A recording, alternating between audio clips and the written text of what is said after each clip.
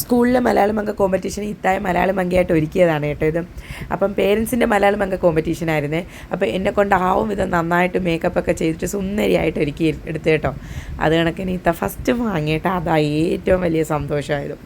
ഇത്തയുടെ കൊണ്ട് ആവും വിധം എല്ലാം നല്ല രീതിയിൽ പെർഫോം ചെയ്ത് ആ സ്റ്റേജിൽ നല്ലൊരു പെർഫോം കാഴ്ചവെച്ച് കേട്ടോ. ഞാനും അവിടെ പെർഫോം ചെയ്തായിരുന്നു. എനിക്കൊരു 4ാം സ്ഥാനമൊക്കെ കിട്ടി.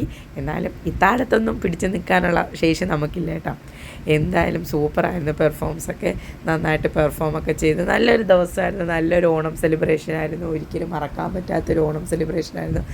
അതിന് മക്കളുടെ സ്കൂളിന് വളരെയധികം ഒരു നന്ദിയുണ്ട്. ബി-മാക്സ് സ്കൂൾ പേരൻസിനൊക്കെ നൽകുന്ന ഇങ്ങനെയുള്ള പ്രോഗ്രാംസൊക്കെ വളരെ വളരെ സന്തോഷമുള്ള കാര്യമാണ്.